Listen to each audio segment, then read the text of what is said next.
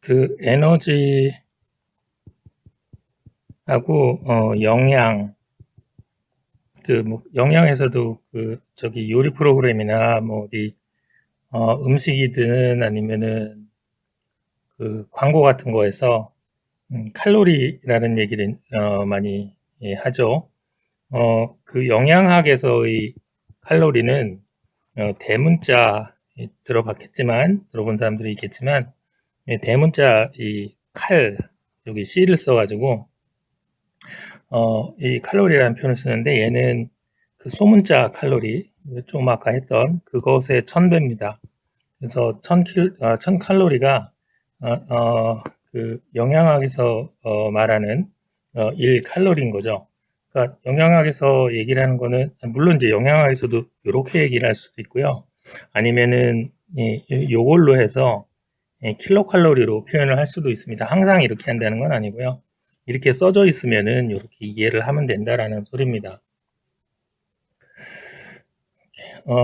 그 음식이나 이런 것에는 열량이 또는 에너지가 많이 담겨져 있기 때문에 어, 그 그냥 그러니까 물 1도 올리는데 물 1g을 1도 올리는데 필요한 열로 표현하기에는 숫자가 좀 커서 일부러 1000배 한 그 단위를 사용을 한다고 보면 되겠습니다. 이 영양학에서 어떤 음식이나 재료가 얼마만큼의 그 열량을 가지고 있는지, 열량하고 에너지는 같다고 생각하면 됩니다. 그러니까 그러니까 에너지가 가장 그 하는 일 없이 이렇게 퍼져나가는 것이, 빠져나가는 것이, 또는 그 방출되는 것이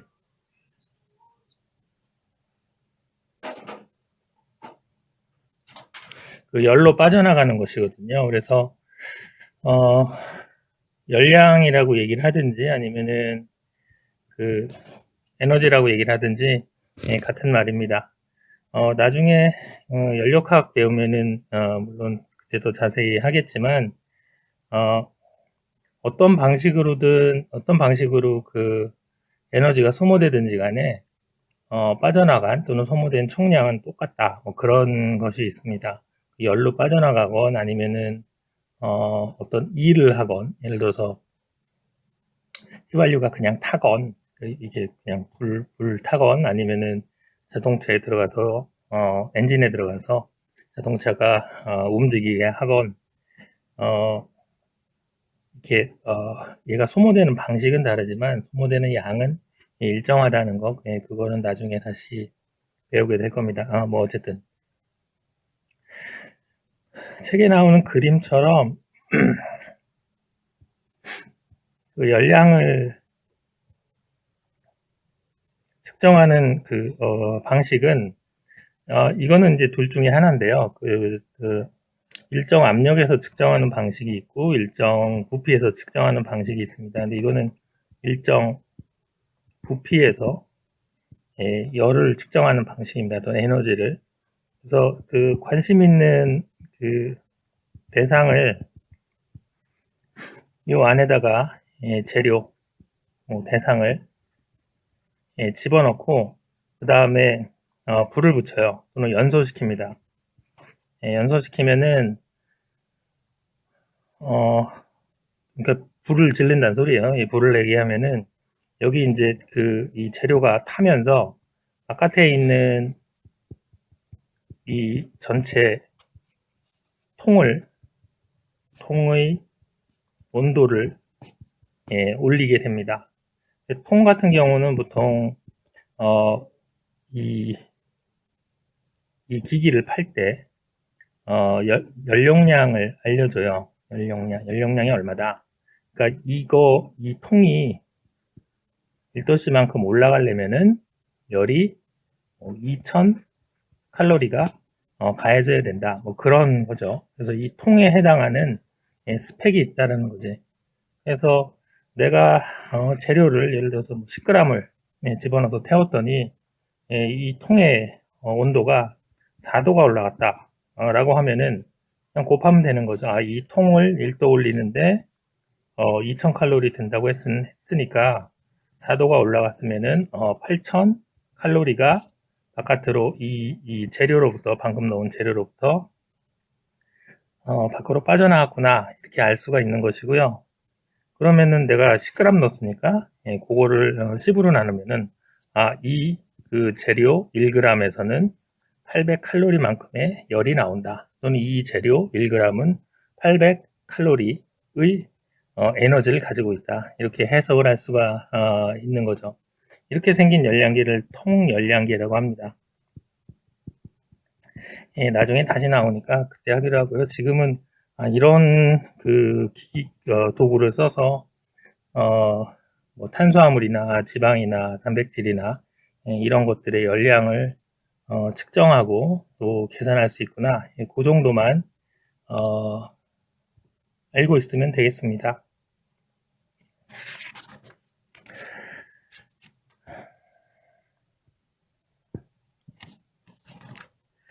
그 3장에서는 지금 이제 거의 다그 본문은 다 했고요. 이제 다행히 이게 시간이 좀 남아서 문제를 좀 보면 좋겠습니다. 뒤쪽에 있는 그 연습 문제 중에 몇 개를 골라서 한번 천천히 풀어보죠. 3.2 같은 경우는 이게 물리적 성질이냐, 화학적 성질이냐, 그거 물어보는 문제죠. 그래서 첫 번째는 다른 것도 좀 하겠습니다. 첫 번째는 휘발유를 태워서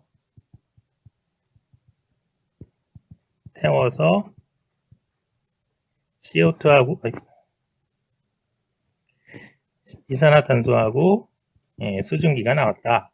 라고 하는 거는 원래 물질이 휘발유였죠. 근데 얘가 완전히 다른 물질인 이산화탄소와 수증기 또는 물로 바뀌었습니다. 그러니까 당연히 얘는 화학적 변화죠. 그죠? 그러니까 화학적 변화를 만들어내는 것이니까 휘발유가 이렇게 될 수 있다라는 것은 화학적 성질이라고 보면 됩니다. 그렇죠. 다음에 두 번째, 우유가 씌워진다.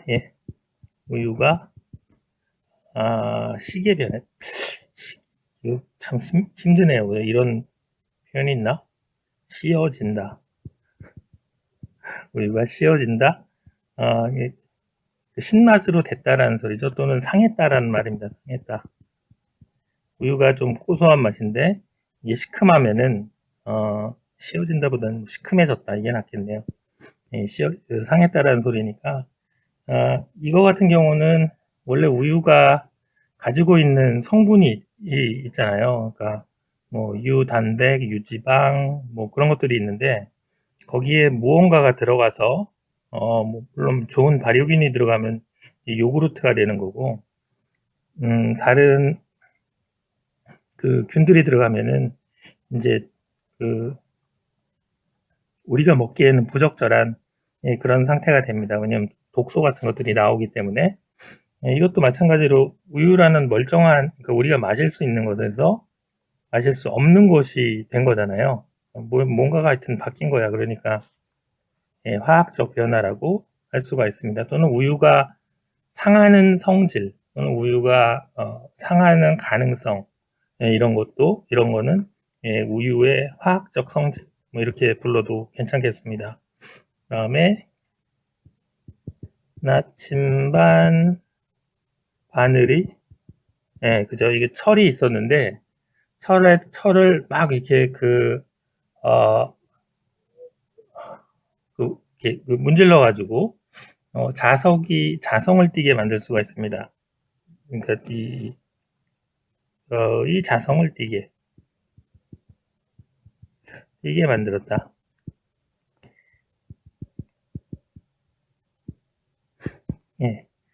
요거 좀 그렇네요. 그죠? 요거는 철이라는 것이, 그죠? 철이라는 게, 이게 지금 뭐 다른 어떤 원소로 바뀐 게 아니잖아요. 그죠? 그죠? 이 나침반 바늘이, 이게 철이라고 써놔야 되겠네요. 철. 예, 철인데요. 철이, 어, 예, 철이 자성을 띠게 만들었다는 거는 그냥 철이 다른 어떤 원소로 바뀐 게 아니니까, 그리고 그냥 철이잖아요. 그죠? 철. 그러니까, 얘는, 물리적 변화라고 보면 됩니다. 그러니까 철이 다른 원소로 바뀐 게 아니잖아요. 그죠? 다른 무언가로. 그러니까 휘발유가 뭐 이산화탄소가 된다든지, 우유가, 뭐 상에서 다른, 성분을 포함하게 되었다든지, 예, 그게 아니고, 그냥 철이 철로 바뀐 거죠. 철이 철로 바뀐 거고, 이건 나중에 나오겠지만, 그 홀전자가 있으면은 자성을 띠게 됩니다. 그래서 어떤 특정한, 어, 에너지를 공급을 해서, 예, 무슨 특정한 음, 그 작용을 해줘가지고, 이 홀전자를 갖게 해주면은, 예, 얘가 자성을 띱니다. 그렇다고 철이 아닌 건 아니죠. 철은 철입니다. 그래서 물리적, 성질 또는 물리적 변화라고 보면 됩니다. 자성 이런 것들은, 예, 물리적인 성질입니다. 감자를 작은 조각으로 깎았다. 이거는 뭐 쉽네요. 그죠? 조각으로 깎았다? 예, 참, 썰었다가 낫겠네요. 그죠? 예, 이거는 그 작은 감자 조각이라고 감자가 아닌 건 아니니까 감자는 감자죠. 단순히 예, 모양만 바뀌었으니까 예, 이거는 감자의 성질을 가지고 있는 거, 뭐 색깔이 예를 들어서 연한 노란색이라고 해야 되나요? 하여튼 그 색. 그다음에 뭐 표면이 깎아놓고 썰어놓고 나면은 좀 이렇게 뭐 촉촉하다든지 뭐 맨질맨질한다든지 예, 그런 것들. 그러니까 모양에 관한 것이 물리적 성질이니까 예, 썰었다고 해서 예, 감자가 아닌 게 된 건 아니죠. 그래서 물리적 변화이고 이 썰어놓은 감자도 예, 원래 감자의 물리적 성질을 예, 가지고 있습니다.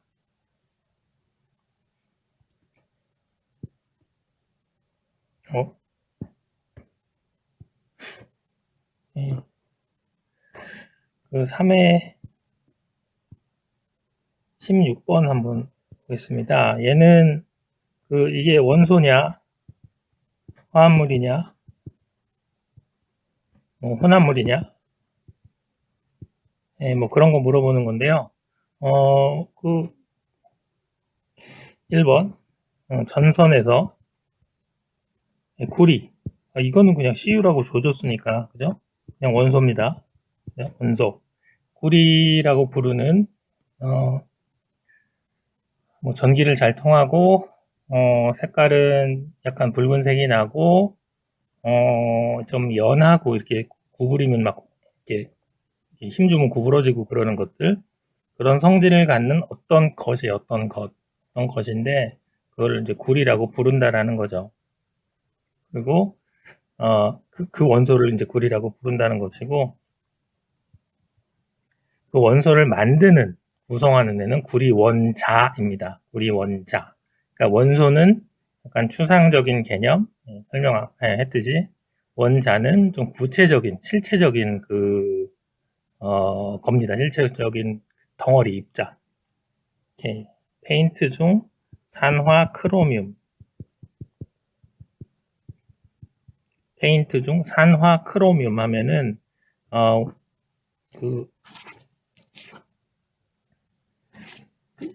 그 화합물의 그 이름을 이렇게 우리가, 알게 되면은, 얘가 어떻게 생겼는지 대충 이제 그 짐작을 할 수가 있는데요. 하여튼, 이런 식으로 써져 있으면, 모화, 어쩌고 이렇게 써져 있으면은, 얘는 무조건 화합물입니다.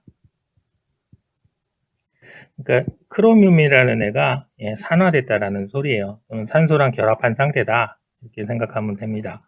그러니까 산화, 구리, 산화, 철, 산화, 알루미늄 이런 애들은 구리가 원래 구리였는데 산소랑 결합한 상태, 원래 철이었는데 산소와 결합하거나 원래 알루미늄이었는데 산소랑 결합했든가, 예, 그런 것들입니다. 그러니까 두 가지 이상의 산소랑 어떤 금속, 그게 화학 결합을 통해서 붙어 있으니까 걔는 화합물이죠. 그다음에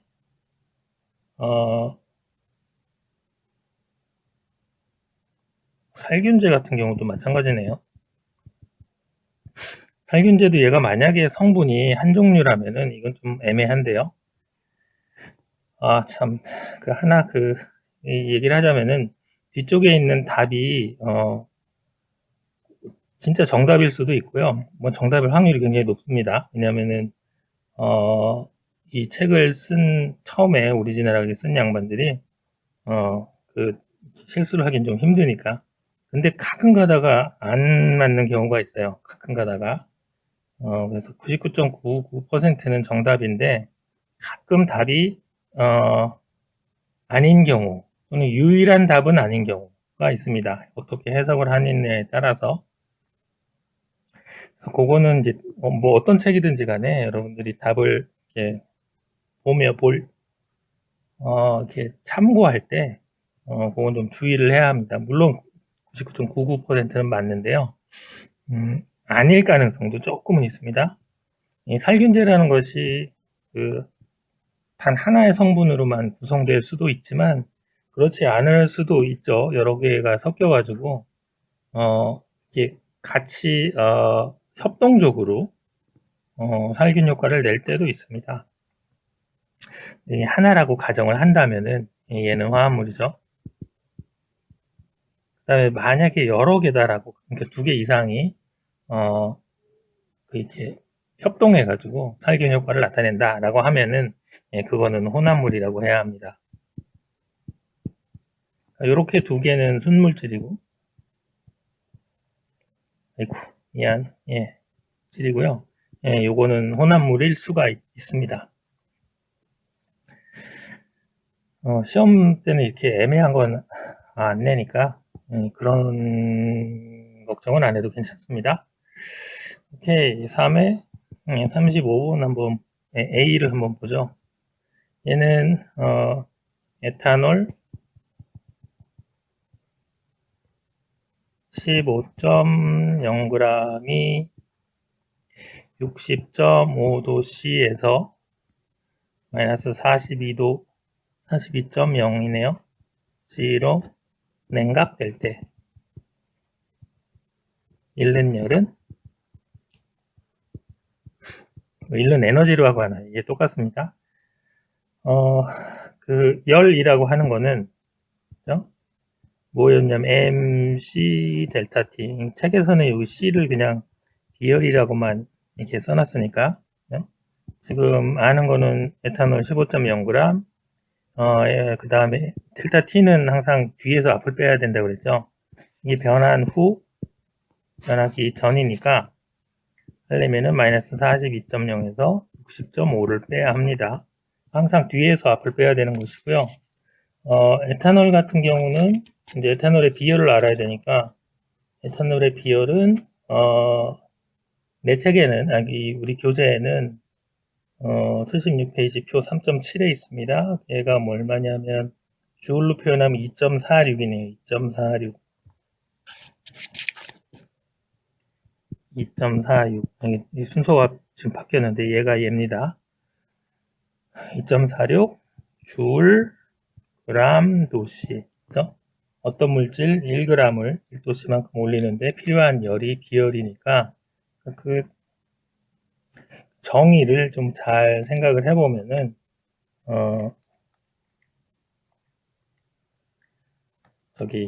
좀 덜 헷갈립니다. 얘를 계산하면은 3782.25가 되는데요. 얘네들을 다 측정값이라고 우리가 가정을 하면은 여기서는 그 소수점 첫째 자리까지 하는 거죠. 그러니까 요거 계산하면은 100 얼마입니까? 2.5가 되잖아. 그죠? 그러니까 어차피 여기서 끊는 거잖아요. 그래서 여기는 이 숫자가 4자리가 되고, 예, 3자리니까 세 자리로 맞추면 됩니다. 그러니까 앞에서부터 하나, 둘, 세 자리에서 여기서 끊어야 되잖아요. 요거 2는 반올림 하나만 하니까, 그래서 3.78 곱하기 10의 세제곱 줄 또는 3.78 킬로줄. 예, 이렇게 쓰면은 얘가 답입니다. 다음에 너무 계산 문제는 3의 39 한번 해보죠. 3.39에 이거 좀 같은 얘기인데 온도 변화를 구하라는 거죠. 예, 금 85.0g이 열을 얼만큼 흡수했냐면은 7680 주울만큼 흡수를 했다. 그러면 온도 변화 델타 T가 얼마냐? 몇 도에서 몇 도로 바뀌었느냐가 아니고 몇 도가 변하겠느냐 그거죠. 이것도 따지면 좀 복잡해지는데 그냥 지금은 예, 이렇게 하겠습니다. 알아야 될 건 금의 비열이죠. 걔가 얼마냐 하면은 0.129입니다. 무지 작죠, 그죠? 아까 에탄올이 2.46인가 그랬으니까 20배 맞나요? 2.46 20배 정도 작습니다. 그러니까 에탄올 1g 가열하는 것보다 가열하는 거나 금 20g 가열하는 거나 같은 열이 든다라는 말이죠. 그러니까 금 같은 경우는 그러니까 이런 애들은 비열이 작은 애들은 열 전도율이 높은 애들이죠.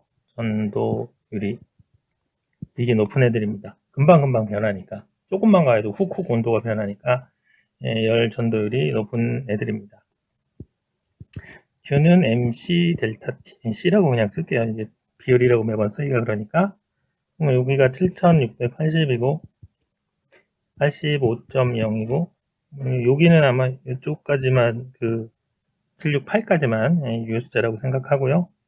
다음에 0.129가 비열이고 델타 T. 그럼 델타 T는 이제 나머지 애들로 7680을 나누면 되죠.